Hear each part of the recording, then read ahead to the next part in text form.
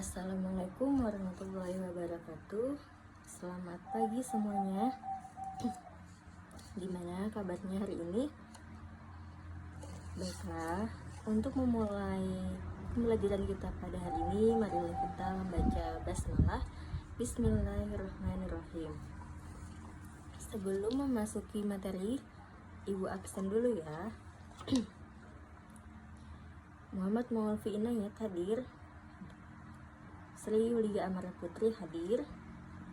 Alhamdulillah. Tiara Nur Amalia hadir. Yuliana Febrianti hadir. Alhamdulillah semuanya hadir ya. Nah, baiklah. Hari ini kita akan membahas materi yang berjudul Membiasakan akhlak terpuji, ikhtiar, tawakal, sabar, syukur, dan qanaah. Nah, jadi di sini ada bagan membiasakan akhlak terpuji, yaitu ada ikhtiar, tawakal, sabar, syukur, dan qanaah.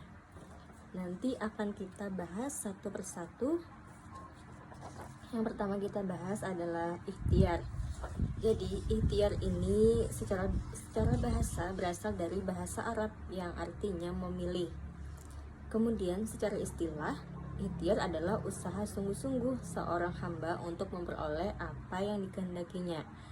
Orang yang berikhtiar artinya dia memilih suatu pekerjaan, kemudian dia melakukan pekerjaannya dengan sungguh-sungguh agar dapat berhasil dan sukses. Dalam kata lain, ikhtiar adalah berusaha untuk mencapai apa yang diinginkan, tidak berdiam diri dan berpangku tangan apalagi lari dari kenyataan. Kemudian, bentuk dan contoh perilaku ikhtiar. Di antaranya bentuk-bentuk ikhtiar ini adalah bekerja keras, tidak menggantungkan nasibnya pada orang lain, rajin belajar walaupun tidak ada tugas dari gurunya.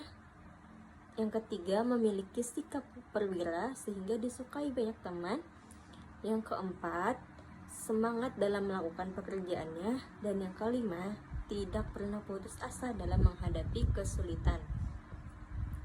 Kemudian, apa saja contoh-contoh dari perilaku ikhtiar ini? Yang pertama, giat dan bersemangat dalam berusaha. Yang kedua, tekun dalam melaksanakan tugas yang diamanahkan terhadap dirinya. Yang ketiga, pandai memanfaatkan waktu senggangnya untuk hal-hal yang positif. Yang keempat, tidak mudah putus asa apabila menghadapi kesulitan. Dan yang kelima, kreatif. Jadi ada beberapa dampak positif dari perilaku ikhtiar ini. Di antaranya adalah menghilangkan rasa malas, murung, keluh kesah, kemudian menumbuhkan harapan baru dalam hidup, dan adanya kepuasan batin. Kemudian kita masuk pembahasan tawakal. Ini tawakal. Jadi tawakal ini berasal dari kata wakalah yang artinya menyerahkan, mempercayakan, dan mewakilkan urusan kita kepada orang lain. Dalam kaitan ini penyerahan tersebut adalah kepada Allah Subhanahu wa taala. Tujuannya untuk mendapat kemaslahatan dan menghilangkan kemudaratan.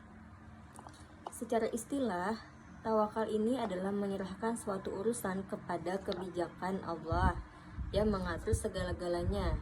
Berserah diri kepada Allah adalah salah satu perkara yang diwajibkan dalam ajaran agama Islam.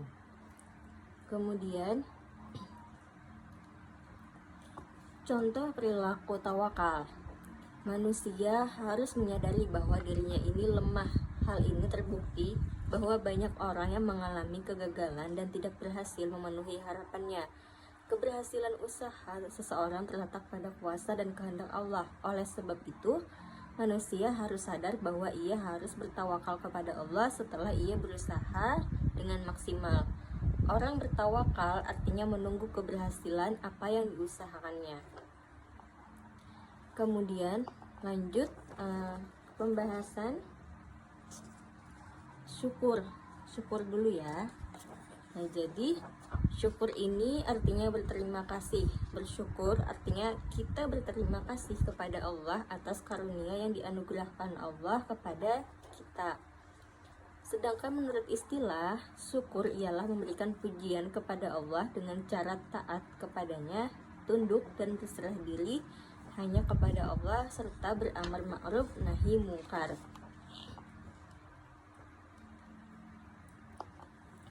Kemudian bentuk dan contoh perilaku syukur. Adapun ciri-ciri perilaku syukur antara lain, yang pertama, tidak pernah mengeluh dalam hidupnya. Kemudian selalu mengucapkan alhamdulillah bila mendapatkan nikmat dari Allah. Kemudian mau membagi kebahagiaan kepada orang lain bila ia telah mendapatkan rezeki dari Allah.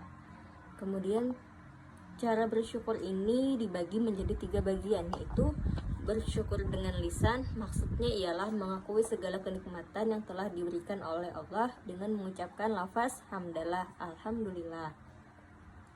Kemudian bersyukur dengan badan atau dengan perbuatan, yakni bersikap selalu taat kepada perintah Allah dan meninggalkan larangannya.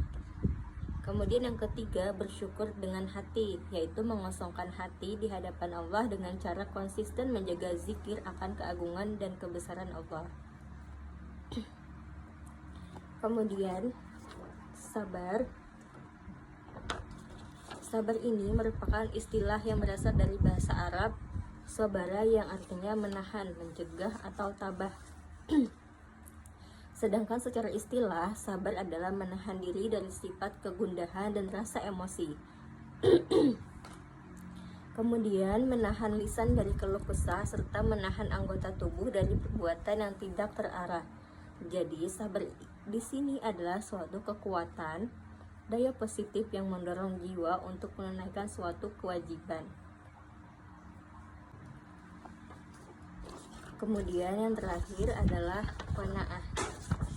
Ini ada qanaah.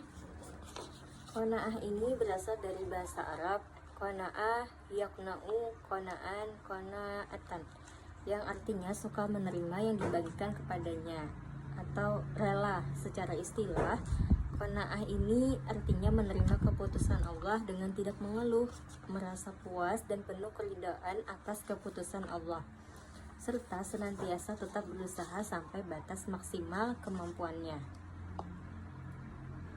Kemudian bentuk dan contoh perilaku qanaah.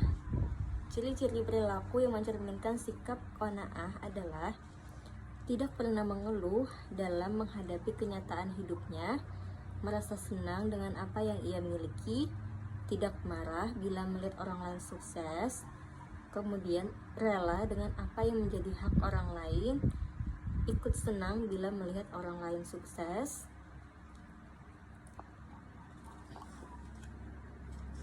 Kiranya cukup itu saja yang dapat Ibu sampaikan. Semoga bermanfaat untuk kita semua. Baiklah, Ibu akhiri dengan wassalamualaikum warahmatullahi wabarakatuh.